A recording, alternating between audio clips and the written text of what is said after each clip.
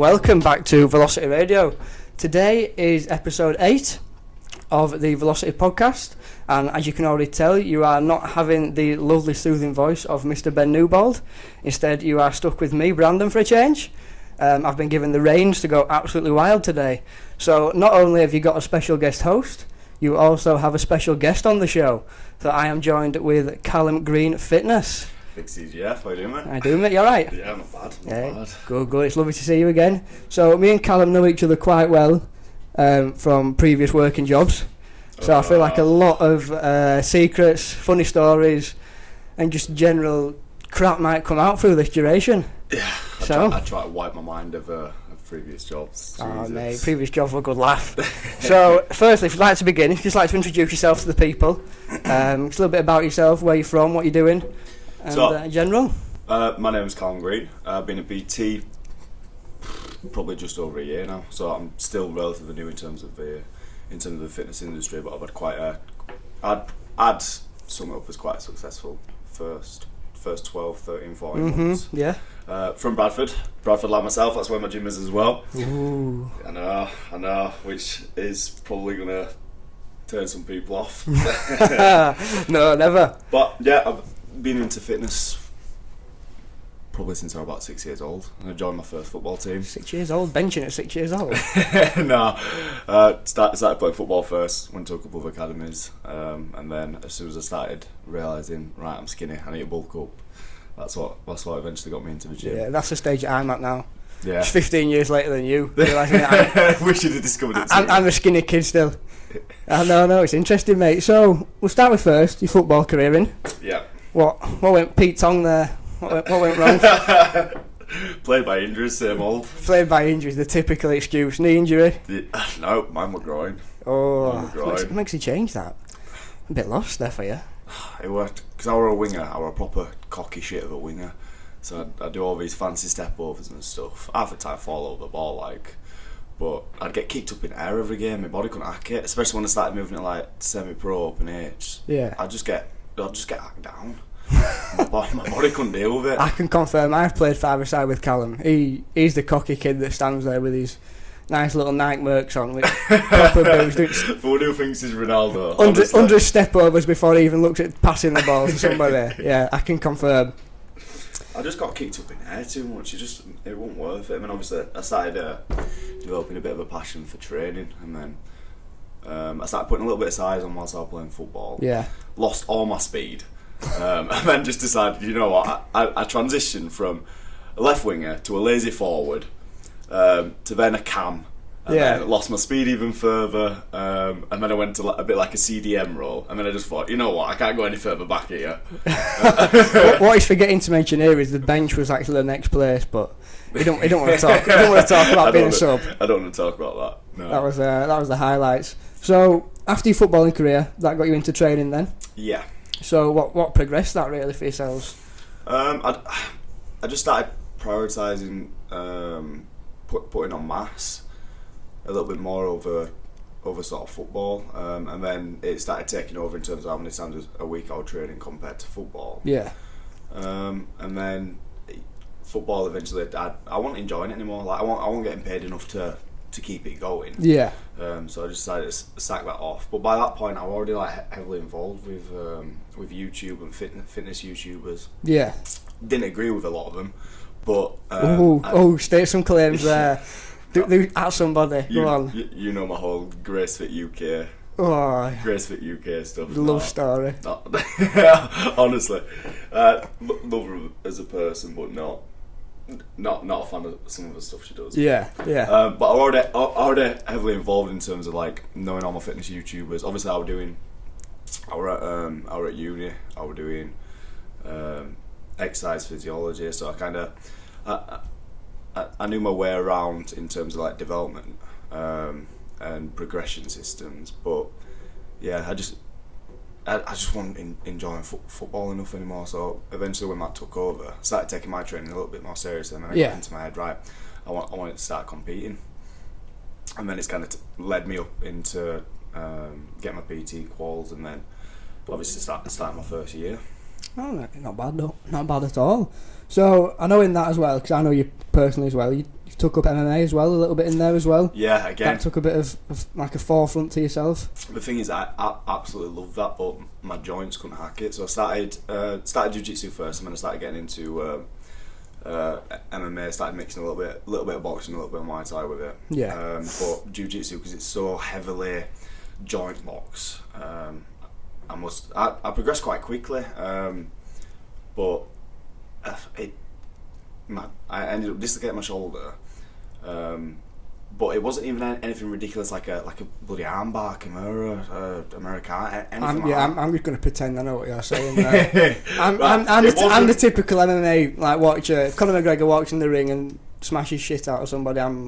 That's a good fight to me. That's about as much as I know. But it wasn't like a lock that happened. All I did was fall forward, try to put my arm to stop me, and then literally my shoulder just decided, no, I'm not having this anymore. And it decided to click out. So I was rolling around because I didn't know what happened first. And then I tried to go back. It must have been probably 3 months down the line after I'd done so much physio and stuff, and then it just it wasn't the same. Like I was so hesitant about just trying on it again. Yeah, it made it difficult. Like, I absolutely loved sparring. Honestly, there's not a rush that you'll get, but it's like you just being kind of like toe to toe with someone. Yeah, I mean, I've seen the videos you've put on Instagram and stuff of you battering a certain Mr. Forward. Big Tom Forward. But we'll send the link to him after this. Yeah. No, interesting, mate. I like it. 'Cause I remember you coming in when we went to Superdry. You know, I mean, sling. Yeah. They tried to put you on till, and you was like, I can't. I literally can't do anything. I can't pack clothes. No. All I could do was stand there over and say, welcome to Superdry. Hello, mate. Mate, that was my job for 2 years. Don't start. Stop. Even when my arm was better, that was still my job. Yeah. You demoted yourself by then, mate. So, I think we should tell the funny story, to be fair, of our first meeting together. Oh, stop. I hated you at first. I couldn't stand your face. I despised you so much, mate. You had one of those faces that I wanted to punch, and I don't know why. If you're watching this on YouTube, please give him some shit back for that. My face is... my face isn't that bad. I don't know what it was. You looked... Because you were a Christmas temp to start with, weren't you? Alright, hit me with that one. And you were... I remember speaking to everyone, and you look proper miserable. Because I'm a Christmas tent, mate. Yeah. You weren't enjoying your stuff. I was in it for the money, and that was it. I didn't care about anything else. But, yeah, I don't know what happened. I just didn't like... By this point, obviously, I'd never spoken to you. Yeah. But it was just I've seen this kid, I don't like him. Yeah, we literally didn't speak for like a month solid. I just remember looking at you in like changing room, just like tensing your bicep, bit of a pout here and there. I was like, I don't like this kid. He loves himself. Then we actually started speaking to each other. I remember it was when, I can't remember who told me, but someone told me you had a YouTube channel, and I couldn't get my head around it. I've never heard you talk. All of a sudden, you've got a YouTube channel. I was like, how does this work? I'm not gonna lie, I was miserable at Superdry, like, because so many people came in and came out. I just decided, you know what, I'm not even gonna get to know anyone. So if I'm honest, it would probably be that weren't miserable. Oh, I'll take that. Apology accepted, mate.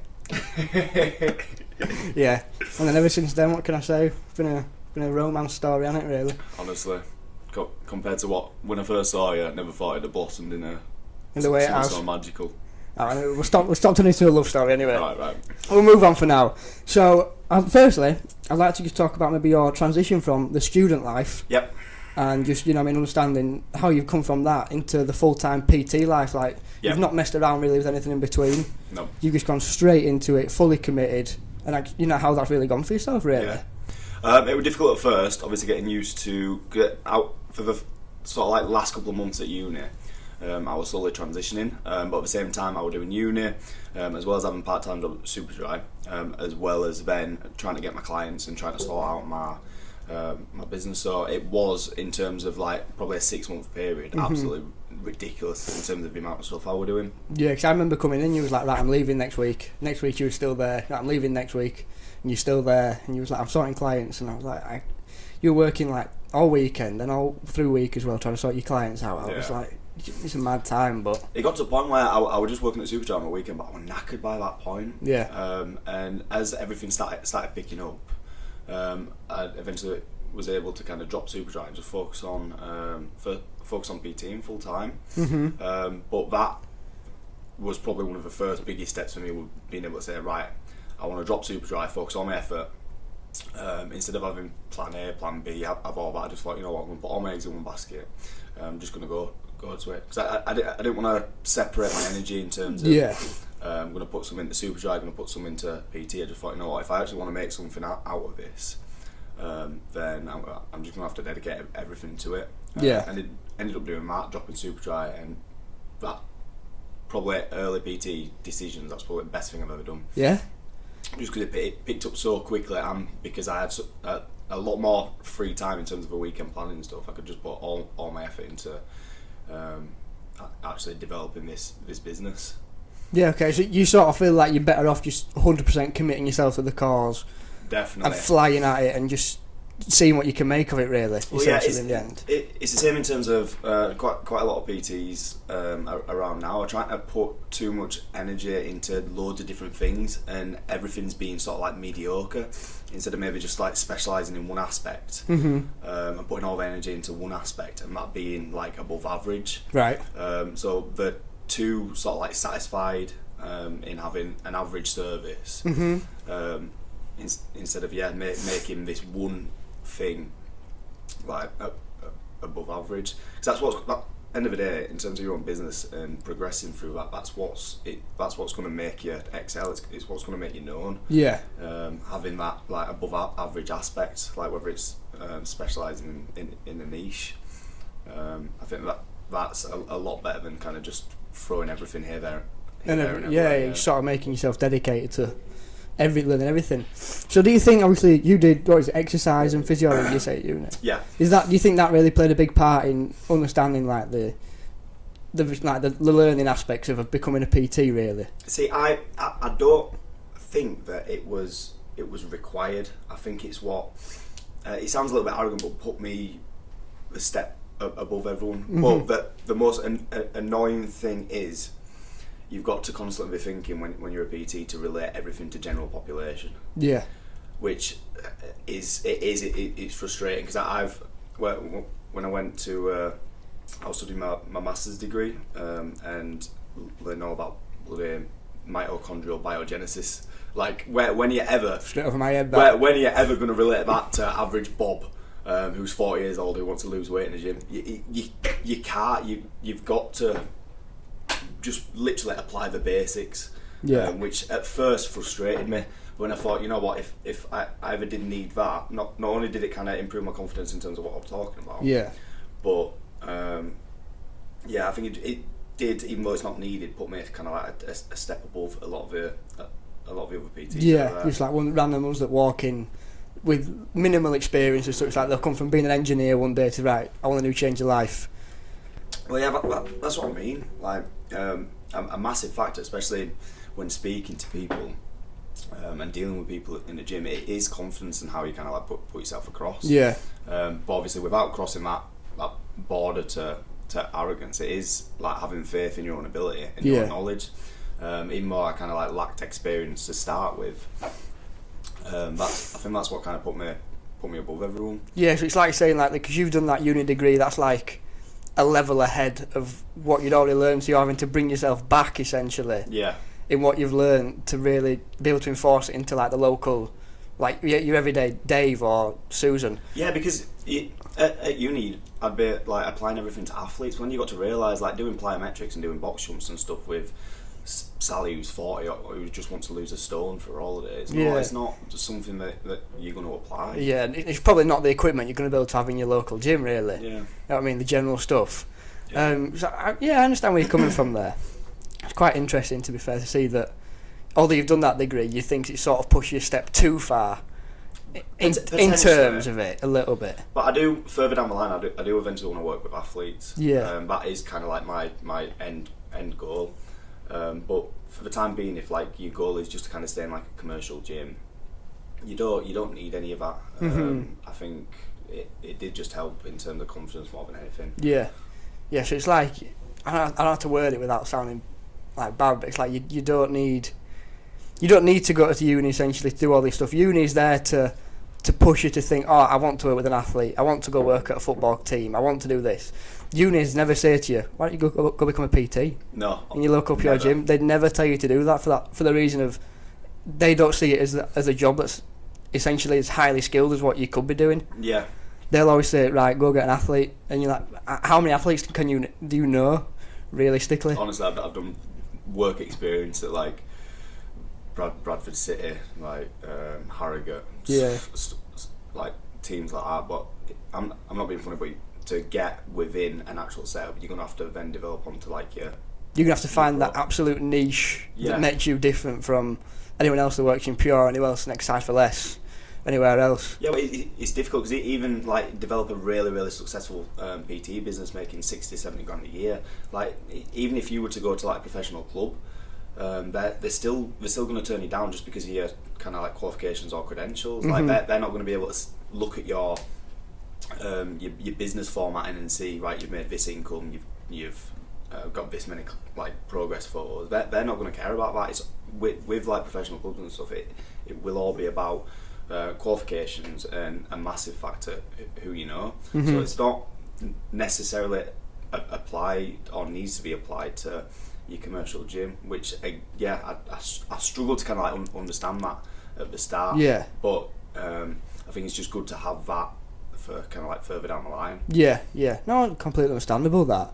So obviously now you've done the full transition. You've done, what is it, 8 years to 18 months, is it now in the industry? Is it 14 now? Yeah. 14 months, yeah. So obviously in that space of time, obviously I know you. So I know you quite well. I see you plastered all over my social media. You constantly putting good, free, solid content out there for everyone to look at, and you know what I mean, to really like promote yourself. Yeah. So how far would you realistically say you've come in that time? Absolutely massive. Like the first 6 months, like I can't describe to you. My first day as a PT was the most daunting experience I think I've ever had. Just standing in my corner, not knowing anyone, not knowing how to approach people, not knowing even so much as how to speak to someone. I literally just stood there, just like, shit, what do I do? Like training like men's one. Nah. Men's one on Supertry, yeah. Yeah. Honestly, I didn't know what to do. And then in terms of kind of like getting to know people around the gym, like I can't walk 2 minutes around the gym now by myself without having someone come up to me and asking me either a question about training, asking me about the YouTube, asking me about the clothing, asking me about quite a popular guy now, aren't you, around Bradford? The thing is it's a good feeling. Like the amount of people that I have following me on the socials, he's shot up massively from what I've seen. Especially in kind of like the past 6 months, it's been absolutely massive. Yeah. So when on your first day as the full time like Pure Gym employee, yeah, how many clients did you have to your name at that point? The first day. The very first day. First day, no. Absolutely none. Absolutely none. How many have you got now? 24 active, and I've got 12 online. It's not bad at all, really, is it? So they're full-time clients which you see most weeks, like generally face-to-face, just in around the gym like all the time then, essentially? all the time. So on average I'll probably see each one twice a week. Some vary, some are 3, some are once. And then for the more like kind of advanced ones it'll be either bi-weekly. And in terms of the online clients I'll see them just once a month. And it'll just be like a check-up, see how the program's going. Yeah. Maybe test some 1 rep maxes and stuff. Yes. So how do you work around with your online clients then, like fitting them in and, you know what I mean, general day-to-day aspects with them then? Yeah, that's so I do weekly check-ins with them. Yeah. Obviously it's just client adherence, making sure that they've hit the calories, making sure they've attended the gym for however many sessions that I've targeted them to. Mm-hmm. Make sure they're finding the training program okay. Then any like small additional targets on top of that. So I'll have weekly check-ins for that. And in terms of seeing them face to face, I'll always see them around the gym anyway, because literally it's at that sad point where I'm in the gym more or less. Like then you're paying your rent to the gym, and you're like basically living there now. I'm basically living in the consultation room. I might as well set up a sleeping bag. Like it's probably they got to that level already. Yeah, 6 a.m. until about 10 p.m. Like wow, days then. I know it's long days. That's why I look forward to my weekend so much now. Do you not PT at weekends at all now? Not Saturday. Sunday our class is like a fluidity day. So if anyone's missed any sessions, ideally I'd like Sunday off. But if anyone's like missed any sessions for a week and I can't reschedule them, then I've got Sunday to sort them out and make sure that they're still seeing a constant like. Yeah, so they're not missing their so they're not missing the session for a week. Because I know shit happens. I know like so and so might end up in a hospital, or car might break down, or stuff. Especially with kind of like the amount of people that I'm dealing with, you've got to have that. They're humans at the end of the day. Yeah. Like the shit happens. Yeah. So you've got to try and accustom that instead of having the traditional shit 24-hour cancel policy. Like it's not putting like a human aspect into being a PT. It's just being like, right, you've missed your session, give me your money. Like, you sort of think. I mean, and to fit 36 people in essentially over the space of 5 days. Yeah. That's a good effort, to be fair. Especially if you're dedicating like essentially an hour of your time at least to each one of them. Yeah. That's a day and a half full straight through. Yeah, it works out in terms of doing a lot of work, but I've got kind of like a progression system in terms of that. So whoever signs 3 sessions a week, so in the initial kind of like consultation, I'll talk them through like a client journey. Right. So in essence, it's kind of like planning more for long term. So planning 9 months to 12 months. So start them off ideally if I've got the funding, 3 sessions a week. Then after 3 months, lower them down to 2 sessions, then 1 session, then bi-weekly, and then move them on to online. Because you're kind of helping them out. Because they won't need that many sessions by 3 months in, because they'll kind of know how you train, they'll know your training programs. We are helping them out with money as well, because personal training, obviously, depending on the service, I see a lot of PTs like undercharge themselves, which frustrates me.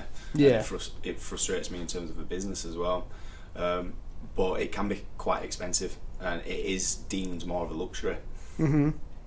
So if you can help them out in terms of the money, and gradually reduce the amount of sessions that you're having, but they're still achieving progress, as long as they're accountable, then essentially everyone's winning. Yeah, that's quite impressive to say. So how much do you charge, like, for just a general for an hour session? If someone come in and just like, right, I don't know how much I want to plan for, what are your prices essentially for that then? So I don't charge per session, I charge monthly. Right. Because I think it's wrong charging per sessions, because you can't get to a certain goal after a certain number of sessions.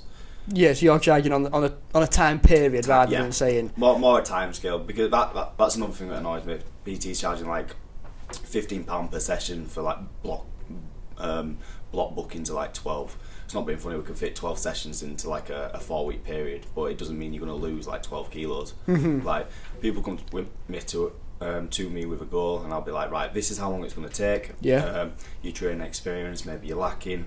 So we need to start off an increased number of sessions just until you get the hang of training, then we can gradually reduce it, and this is how long it's going to take.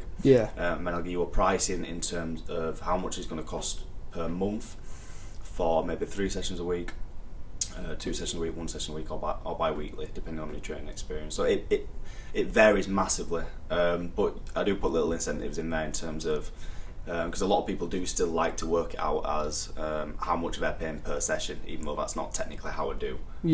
So the more, like, if you book 3 sessions a week, in terms of a monthly price, it works out cheaper if you were to class it per session than say 1 session. Okay, that's quite a good way of thinking about it for most people, I suppose. Like, for your regular people who sort of look for the money side of aspects rather than can just hell for leather commit to training.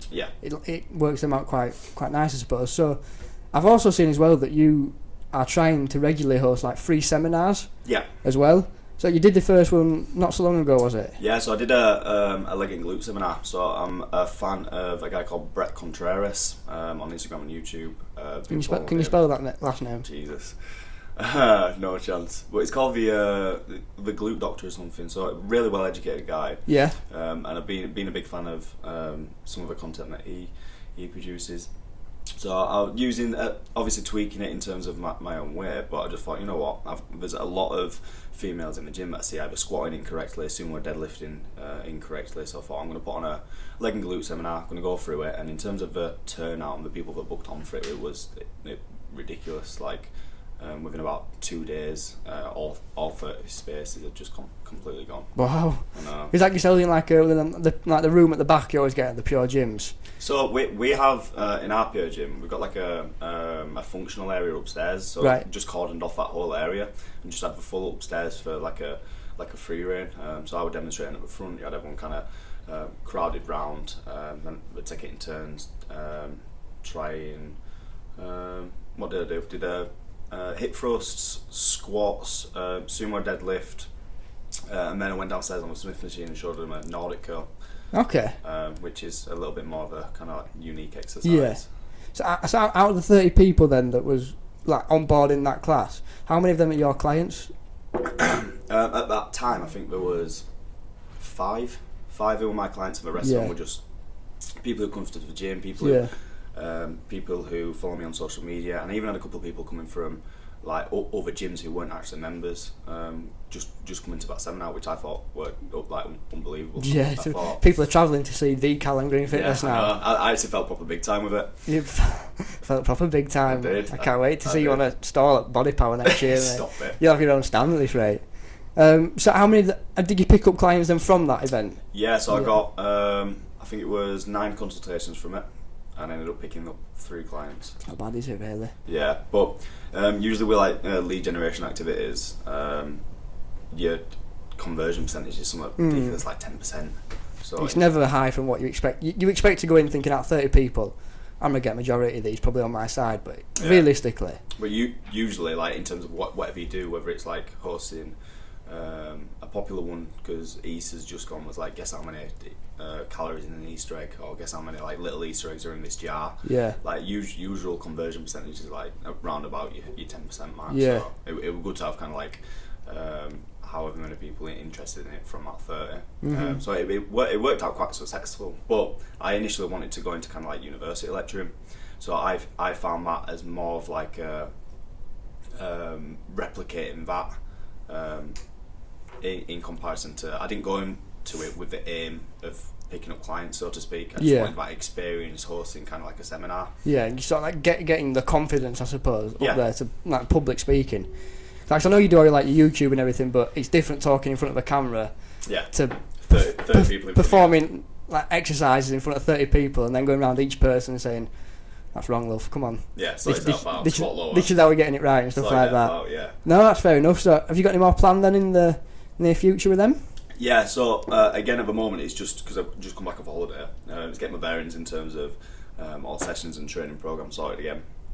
But I'm hoping at the beginning of August, I'm going to do an advanced version of that. Mm-hmm. So the one that I've just hosted, it was very basic in terms of the weights and it was more technique based. But I want to do an advanced version in terms of getting heavier weights and focusing kind of more on like your 1 rep, 3 rep, 5 rep maxes, and really pushing and driving that technique whilst you're pushing a lot heavier weight. Yeah. I don't know, well, that's something for all to look out for there, guys, eh? Give Callum a follow. You never know, he could be in his next seminar. Massive plug there, he'd be in his next seminar. So you just mentioned there as well, you've just come back off holiday. Yep. How are your clients like really flexible with like you just going off here and there if you need to? Like, are they more than happy to work around you as well? It's a little bit of a hit and miss approach. But in terms of how you work it out, so I account for holidays within how much I charge. Right. So because I charge, it's difficult to explain, but because I charge monthly, you'll have days where you have, or months where you have more days in a month. Mm-hmm. So when you accumulate that, it comes up to, I can't remember, it's something like 16 additional days. Right. So in terms of the pricing and my terms and conditions, I say that I've got 16 days a year, which is like, technically I'm still getting paid for. But it accounts for, because everyone's payment days are like the 1st or 15th of the month. Yeah, around the pay days. Yeah, so in terms of like the months which have additional days, it still accounts for, say it's got 2 additional days compared to usual. It still accounts, so they keep training, and they're still kind of getting charged for the session, but it gives me that leniency to maybe go away once, twice a year. That's quite a good idea, to be fair. Yeah. You've thought about this. I'm a bit impressed, mate, to be fair. You've thought about this that much. So we'll move on. I just wanted to like brush over your little vlogging career. Yep. And how far that's come. Because I've been watching videos from day one of when I didn't like you, should I say, when you're doing like days out in York and stuff like that, going to like Amsterdam. Yeah. And to now, I look through your channel and every video is completely dedicated to a different aspect of training. Or here we go. Every aspect is around training or counting macros. You send some sort of solid, good, free content. Yeah. Essentially. So is that the way forward now? You believe, or are you still trying to get in general lifestyle in there as well. Yeah, I'm a massive fan of fitness vlogging, but I do really enjoy kind of like travel vlogs as well. That's some right little clickbate in there. Steroids, Honestly. question mark. You've got to know to attract interest. Yeah, you've got to take your top off as well, the looks of it. Gets me a couple more views. But yeah, I think in terms of what you charge, you've got to be able to provide value, because otherwise people aren't going to buy into your service. Yeah. And I found that YouTube is a massive way of providing that free content, so showing people that I know what I'm talking about. Mm-hmm. So it just creates that initial relationship without having to meet the person. Yeah. Because I've had people come up to me before and being like, I've seen your tips and guides on, let's say, developing your glutes. I've seen your video, and I want to apply that into a training program. So straight away, I don't know the person, but they've watched my video, they know... They already feel like they know you in a way then, to that level. You've already sort of built the rapport that you need to... You can progress from there. Yeah, so that they know I know what I'm talking about, so they're more inclined to pay for the service. Mm-hmm. Again, it's just constantly providing that sort of like that free content to people. Yeah. Do you reckon that like the YouTube games helps you with your confidence levels in terms of like doing a PT session, or if not first dealing with someone with one-to-one you don't know, it can be horrendously nervous. Like after this, me and Matt's putting me through my personal training, and I'm just like, oh my god, I've got actually got to sit and talk to someone like through a gym session essentially. See, I never really had an issue with that. I guess it has helped me in terms of like presenting and just basic confidence. But in terms of one-to-one sessions, like when I first started, I was excited about it. I wasn't hesitant. I knew know what I'm talking about. So I never really had an issue with that. But the only difficult thing about the YouTube is getting that initial viewer base. Yeah. That is by far the hardest thing, because you can produce like unbelievable content, but if you've got no one to watch it, it's like the same old thing. If you've got good content but no one's watching it, it means nothing. Whereas you could have someone with millions of viewers, but if their content's shy but they're still getting watched, it's better than yours already. Yeah, like essentially. These villains who'll come out like Love Island and stuff and start vlogging or whatever, shit content, but just because they've got that followers base, then straight away their vlogs are going to blow up. Yeah. But someone who produces really good content, really good free content, just because they haven't got that viewer base, just because of the YouTube algorithm, they're not going to grow, or they might grow, but it'll take a hell of a lot longer. Mm-hmm. Which that's just frustrating about YouTube. So I'm not too bothered about it in terms of the growth on YouTube. It's more just about constantly putting content out there, because it's like a hobby to me as well. Yeah. I love my video editing. I love filming, and I'm getting the added bonus of putting value across there. Yeah, I suppose you can always refer people back to it as well afterwards, can't you? Now, what would you say the three main social medias? Your Facebook, your Instagram, and then your YouTube on top of that as well. Yeah, 100%. 100%. Yeah, I think Facebook is probably the biggest one by far. Just in terms of like general population, so many more people use Facebook, and the good thing is about Facebook. There we go. Yeah, but the good thing is about Facebook, when you tag someone in it, all their friends can see it. Yeah, so it's like engagements upon engagements. So the engagement stuff is absolutely ridiculous. The reach just goes twice as far then. It goes through the roof. If you tag someone in it, like everyone can share the posts. Look at that. Is anyone available to chat? Click it, Matt. Sorry, just in a podcast. I mean, if anyone's trying to get through to him. Well, yeah, it's good in terms of sharing progress. I'll do like a client spotlight or client progress once a week. Mm-hmm. It's good that I'm in a position where I've got enough clients to be able to do that once a week, but it just shows like the constant turnover in terms of the results I'm getting. Yeah, because I've seen like social media's changed massively from that. Once upon a time there was lads going out on piss here and there and everywhere. Now I look through it, it's you've not changed your social media account. You've not had a new one. No. You've just completely rearranged it to what your priorities are now. Yeah, so I didn't initially believe in that whole having a private account and having like a fitness account. I think it's kind of like, again, splitting your focuses. I just thought, I'm going to change my initial one just to more business related, because I were very much the vain dickhead who just posts pictures of himself in like... You said it, not me. Yeah, well, I know myself. I'd literally just post pictures of myself flexing, be like, oh, look how much I can lift and stuff. And then I eventually realised, you know what, I can get kind of like the double benefit of it. I can do that, but as long as I'm putting some like some good free content, some knowledge behind it. Yeah, then it gives a purpose to it. Yeah. Instead of just showing me with a pump on. Yeah, so you just put a nice little 100 emoji or something. Yeah. Picture your bicep. Yeah, honestly, like as soon as I started doing that, number one, it looks a lot more professional. Yeah. But number two, it's just like constant content, which is. So I think it's quite nice the fact that now one of your like clients could essentially just scroll back through your Instagram and just see like essentially they see the transformation that you've undertaken as well over a period of time as what they are doing. Yeah. You know what I mean? They can go back and see this was the Callum of old, who before he took dedication to his job, Yeah. and now this is Callum who thinks, fucking hell, wow. Well, yeah, because I've still got pictures from bloody hell when I went like shopping in Leeds when I was like 14 or 15 or something like that. Mark, can you try and get them up? I'd love to see them. Oh, do not go on my Instagram. That is. Yeah, mate, we've already got I've got some absolute shockers of some pictures. Okay, we'll start with the good stuff though. Look at Alright. free content, lovely little bits of photos. Yeah. We're still going. Look at this. He grew up quite quickly here. Here we go. We're coming now. So this is where I stopped putting like, or where I only just started putting like the actual useful content on. So I was just being really vain.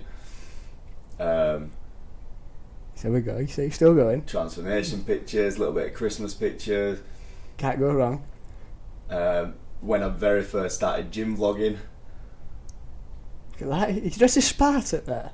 Yeah. What's this? I went out for Halloween. I just thought, I'm going to show off against. Do you know what? A costume that you could wear the least amount of stuff on. Of there. course. Of course. You worked hard for it, mate. Why not? Like, There we go. Is that picture of you shopping for supplements? Yes, I was highlighting because I did like a best supplements vlog. Oh right. And it was kind Oh, so there is reason behind that one then. Yeah, and it was kind of promoting it. Grace fit there. Grace fit. I took that photo. Yeah, you did, didn't you? Yeah, oh, body power last year. Body power last year. No, so for anyone who's actually watching on the YouTube, please give a look over Callum's Instagram. You can see what it used to be like. And if you're listening through Spotify or iTunes, just head over to the YouTube page, give it a quick look, and you see what this man used to look like. Call him out. Any clients of Callum's, just call him out now every time you see him. I remember that time you stood there in your Sparta gear. Look at that. You even got a selfie stick on that one. Even I haven't. I'd look past this point in ages. We'll stop rinsing him now. I feel bad now. I got like a 2-minute roast there. We'll move on. So, Mad. I mean, obviously with following social media and everything, I've seen that you've had the odd person maybe try copy and like interpret like your brand. Oh, stop. Essentially, I know it happens to everybody in some way or another. Yeah. But I've seen people really try take it to the extreme with your brand, some like the photos and pictures you've posted. Yeah, I don't want you to pay to name anybody. I don't want you to call anybody out for anything. It's a little bit ridiculous actually. Like it makes me feel quite big time. But someone looked at your brand and thought, I want to be I'm that. gonna copy that, yeah. But at the same time, it's frustrating. So it's someone who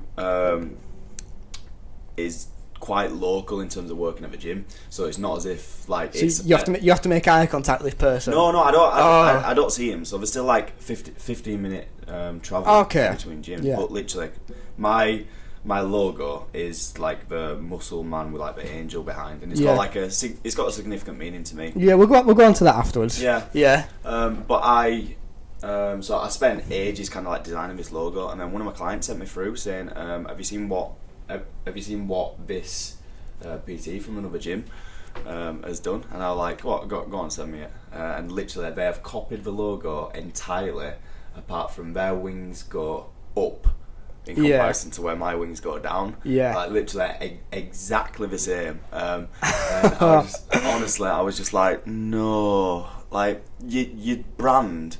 And your business is supposed to be personal to you. It's so much special to you, and you have a reason behind it. Yeah, it shows that you're putting a lot more passion like into your brand.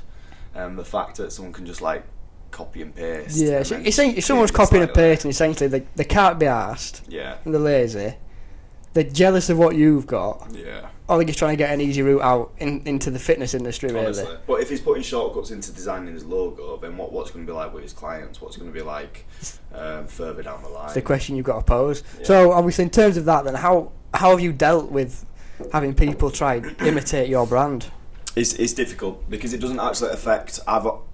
This person is like a relatively new PT. I've already developed all my clothing, YouTube channel. It doesn't affect my client base in the slightest. So in terms of business, it doesn't affect me massively. If anything, he just looks like the bigger dick. Yeah. So it doesn't change like my. It doesn't change my life whatsoever. So I've just kind of, I've just, if I'm honest, I've just let it slide. I've just been like, just giving up with him. But not so much giving up, but like, obviously you can take it to court and all that stuff, but it's time and that I don't want to do unless I have to. Yeah. So that's something I'm very much gonna push to the side unless I have to. Yeah. It's like if that person knew the work that you've put in to get to where you are, and they think they can just copy and straight away miss out the last 14 months. Yeah. And have 24 clients, online clients, seminars that are selling out. Yeah. They don't see all that work that you were doing. Because I know we had that problem last week, with Ryan and Jordan from Ultimate Shred. Okay. They'd have people who were literally creating the exact same competition as what they were doing. Really? But not seeing the nutrition work, the exercise plans, the hard work they were putting in behind the scenes, and the sleepless nights they were doing. So it essentially just makes the individual look a little bit stupid. It's unoriginality. That's kind of what separates like your average person, whether it's in your job, whether it's your passion or whatever, from the above average who will go out of, they'll put time and effort into developing something unique. It just replicates in terms of your brand, in terms of what service you provide to your clients. No. So the logo. Yeah. If you don't mind, I'd like to just talk about just a little bit about that, because obviously from times I've seen how much it means to you and how much it affects you. Yeah. I'd just like to give the people just a quick overview, really, of just. Yeah. So the logo, it's massive to me in terms of I experienced mental health issues, and I went through a very dark patch where the end of my first relationship, my dad passed away, and I just struggled to kind of to deal with everything. So I ended up in this really dark place, and that ended up with me being sent into hospital to look after myself, and I remember having to take off work from Superdry. I remember this lad just disappearing. I was like, "Hey, yo." Yeah, no one had seen me in like 2 months. This is the point where I didn't know you that well. Yeah. And I was just like, alright. Yeah. Just alright, he's gone. He's probably just flexing it, mirror for us. And then when I found out from like people that we work with and stuff like that, I was like, I never knew anything. Yeah. And then since then, I think it brought us all together in a way. Yeah. Finding out. That's a scary thing with stuff like mental health. Like, you don't necessarily know. People can put on this smile, be perfectly happy when they're with you, but as soon as like behind closed doors, I take this mask off, and I just spiraled into a massively dark place where I didn't want to get out of bed. I ended up doing some stupid things to myself. I just thought I wasn't thinking past, kind of like I was taking it every day at a time. I wasn't planning anything long term, because if I'm honest, I didn't think I was gonna. It sounds sad, but I didn't think I was going to make it past that point. It's an horrible thought. People, you can't even think of imagining what it's like to be in that situation until you've been through it yourself. Yeah, it's difficult because you can't explain to someone how you're feeling about, like, bless her, my mum just thought, she was just like, oh, it's not depression, it's nothing like that, you're just feeling a bit down. But it's hard to put across to other people. I ended up going in hospital, I ended up coming out of that. And before I went into hospital, I attempted suicide myself. Yeah. And God knows how I survived. Honestly, God, miracle, mate. But from that day, and you might think it sounds kind of corny, but I saw my dad as my guardian angel that day. Because honestly, I couldn't tell you how I survived. But I did, and I just saw my dad as my guardian angel. I wanted to incorporate that into my branding, into my logo, just so my brand has meaning behind it. Yeah. And in terms of where I was then and where I am now, like, it's a whole new level, mate. Like, people watch that my like depression story that I put up onto YouTube, because I wanted to try and help raise like awareness for it. just because I didn't want anyone going through the stuff that I went through alone, because I felt like massively secluded in it, and I felt like I had no one, even though I had like loads of friends around me, I had all my family. I just felt like I was completely by myself, and I don't want anyone to go through that, because I know like how scary it is. Feeling like you've got no one. And as soon as I started kind of like speaking out and seeking help, everything just massively went uphill. Like, it was scary at first and it was daunting at first, but as soon as I actually did that, honestly, like everything completely changed. I still have my good days and bad days. Yeah, obviously, but it's the lighter part of that story. It's a typical mum thing, innit? Going, oh, you're just a bit down today, aren't you? Yeah, she just. It's such a typical. She didn't want to. She didn't want. I suppose in a way she doesn't want to admit the fact that you might be depressed and in a bad place. Yeah. As much as you don't want to admit that at the time, essentially. Yeah, I think she was just putting it to the back of her mind because of everything that happened with my dad. Because my dad suffered with mental health issues as well. She was just like, no, it can't be happening to him. It's not going to happen. Yeah. Which is it's quite sad in a way. But if I'm honest, I don't blame her, because like I was always like this really like kind of like happy guy, bar Superdry when I would drag myself to work. Well, join the rest of the team. Sorry, Superdry, if you're listening. I was always this like really happy guy. Always had a smile on my face. Always laughing, joking, really bubbly. So no one really expected it. So now, even to this day, I'll still get messages through, because the post when I put it on Facebook, it got something like 15,000 views or something. It was mad, wasn't it? I remember seeing it. And I was like, yeah, he's gone global, this kid. But the good thing is, I still get messages to this day.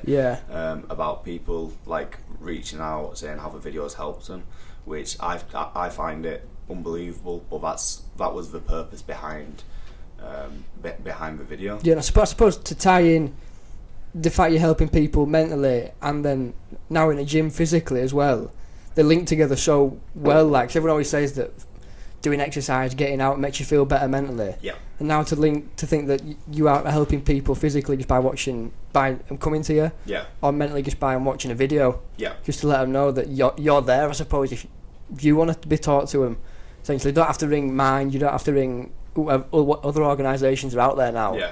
You can just message Callum. Callum. The thing is, until you've been through it, it's hard to understand it. But it's really weird to say, but you can understand entirely what someone's going through if you have been through it yourself. Yeah. Like people, I've had so many people message me in terms of they've been struggling, and there's nothing really that you can say to help the individual, but you know what we're going through. You know to look out for like certain warning signs, which I think can help massively in terms of prevention of like your suicide rates. Yeah, you can't pull anybody out of what they're in, but you can talk to them and try to change the state, I suppose. Yeah, it's really difficult, because I know from my point of view, like when I was going through it, no matter what everyone was saying, nothing would get into my head. So from that perspective, I know that it's difficult to because nothing you say can cure this person. Yeah. Which is the hardest part, I think, to dealing with it. Like typical GPs, all they do is like throw drugs at you and stuff. But when I ended up going to counselling and actually speaking to someone about it, like this third person who doesn't judge you, who just wants to listen, I found that they asked the right questions. Yeah. And questions that made me think, but it were more questions that no one had asked before. That's what they're trained to do. They're trained to know sort of how to deal with these things, how to help you with them. I just found that by far was the best thing I ever did. Yeah, honestly. Definitely. I mean, it ties in quite nicely since we did the Total Warrior Challenge this weekend in with fundraising for Mind Leeds. Yeah, he raised what, 700? I think we're at 900 now. I think just short. I think. I feel bad because every post I've put on, the number's gone up. So it looks like it looks like we're lying now every time I put it up, but I think now we're about 900, which not bad to say. My body's in bits. I think still struggling with it. Still can't walk properly, mate. No, lovely, mate. Socially, that logo means a lot, and it's nice to see that coming through. Yeah. So we'll just move on then to future plans for you and Callum Green Fitness's little Pure Gym number. Yeah, it's difficult. So I don't know if a lot of people know how the Pure Gym model works, but you've got your kind of basic hours, and then you can pay rent to the gym where you don't have to work and do the classes and stuff. So I've just moved on to rent now, which has freed up like 15 hours in terms of my time.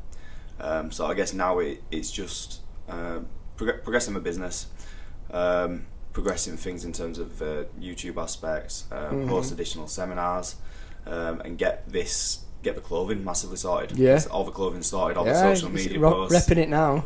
I know. But the good thing with that is I've had quite a lot of people who don't actually train with me ask for merchandise, which is crazy to me. Yeah. Because it's just like another expansion. But I never thought that people who don't actually train with me specifically would be like, right, I like the design on that, I wanna wear it. Because the stuff it is good quality stuff. I was quite impressed when we actually came through. Yeah. So when you intending to release all of that? Fingers crossed.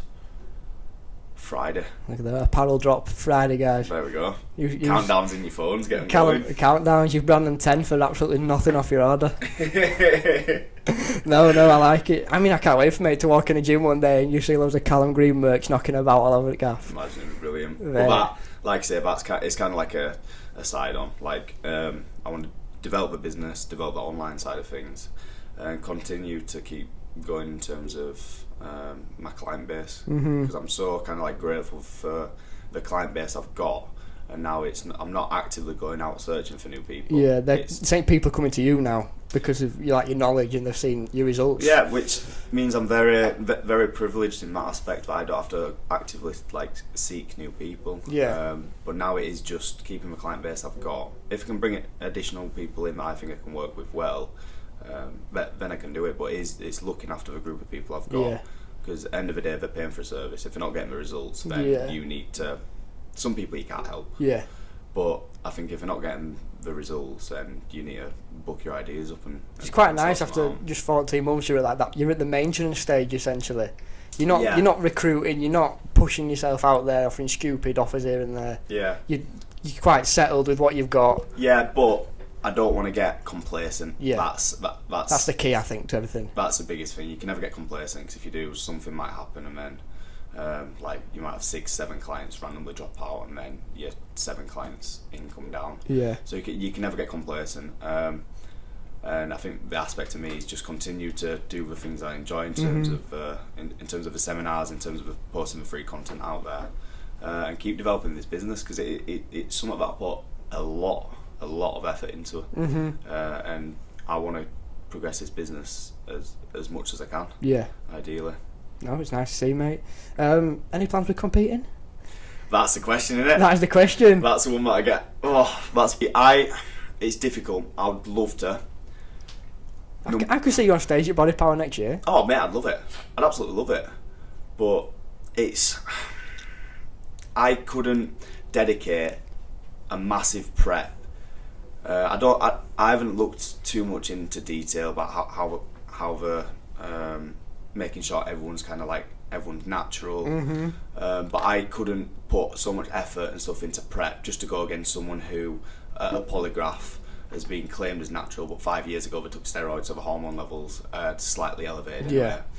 To lose in that way after I've dedicated so much time and effort, it'd be horrendous. Because I know what you're like. If you didn't win, I'm such a salt loser. Trophy would be flying through the roof. Judges would be flying all over the gaff. There'd be a video on YouTube going viral of me windmilling competitors. I'd just be like, no, I can't. I can't wait. I can't do it. You need to compete, please, mate. This video, just to create the drama. Just to create the drama, mate.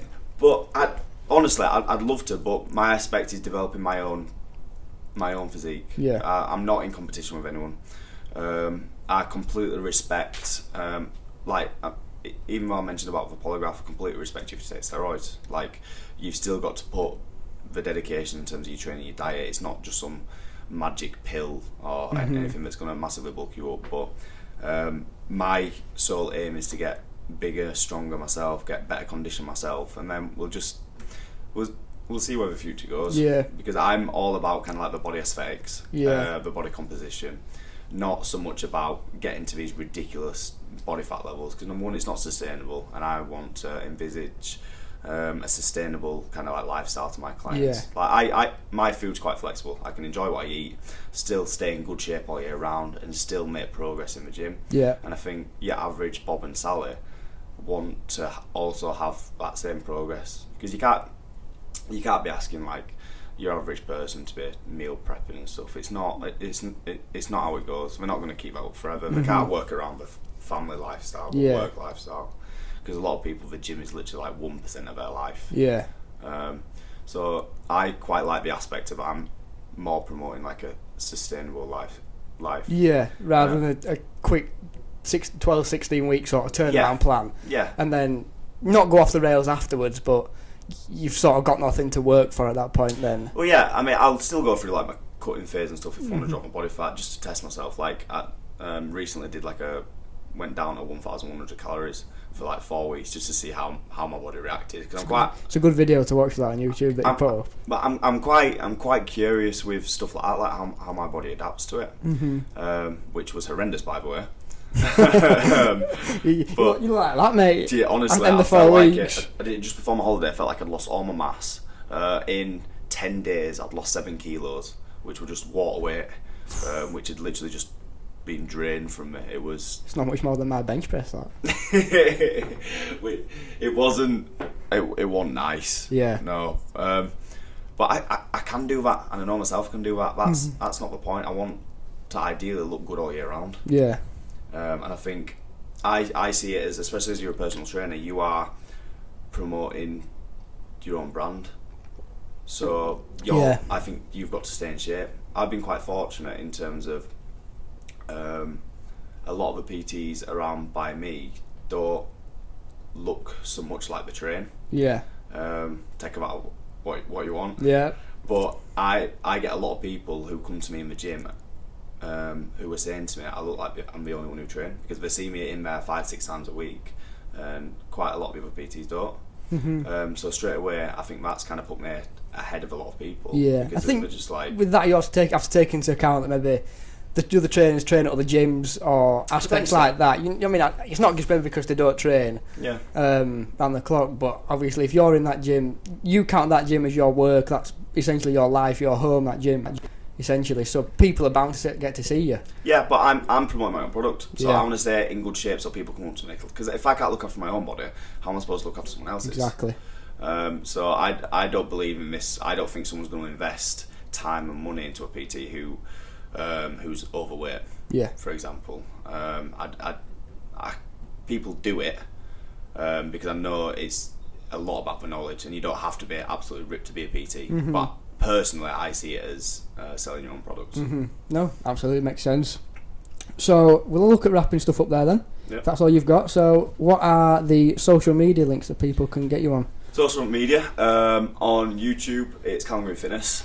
On the Instagram it's also Callum Green Fitness or Callum Green PT. And then on the Facebook again it's Callum Green Fitness. Yeah, I like that. Not hard to forget that one at all. No. And if you do, there's something wrong.